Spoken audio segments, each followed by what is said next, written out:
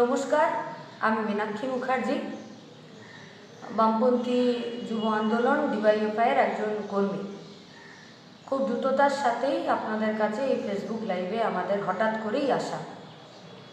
Media এবং social মিডিয়ার মাধ্যমে জানতে পারলাম যে একদিন বা দুদিনের মধ্যে কোনো একটা নবান্ন অভিযান আছে। তৃণমূলের প্রাক্তন মন্ত্রী, বর্তমানে বিরোধী দলের নেতা, যিনি কিনা বিজেপিরও নেতা, তিনি এই কর্মসূচিকে সমর্থন করেছেন। এই কর্মসূচির উদ্যোক্তারা এই কর্মসূচির সাথে আমার নাম যুক্ত করে প্রচার করেছেন।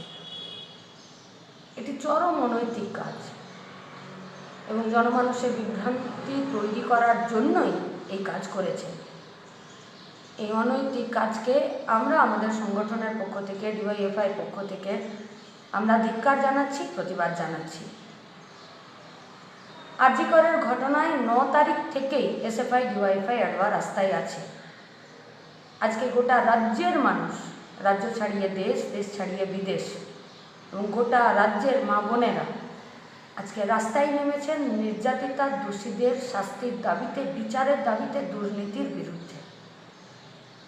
ফলত এই বিরাট লড়াইকে ভাঙার জন্যই এই ধরনের বিভ্রান্তি তৈরি করারই অপচেষ্টা থেকে তারা এই কাজ করেছেন বলে আমার মনে হয়।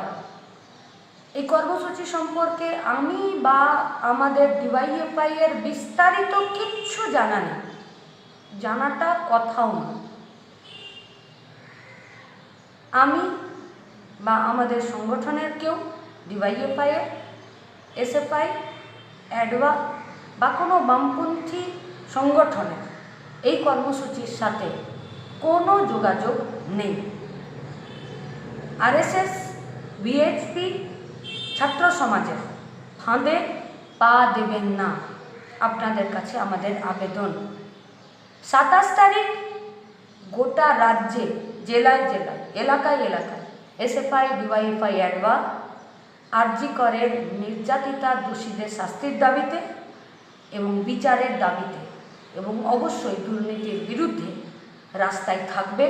এসএফআই, ডিওয়াইএফআই নেতৃত্বে যে আন্দোলন কর্মসূচি 27 তারিখ থাকবে, সেই কর্মসূচিতে অংশগ্রহণ করবেন। এই আবেদন আপনাদের কাছে আমরা আমাদের ডিওয়াইএফআই এর পক্ষ থেকে আমরা রাখছি।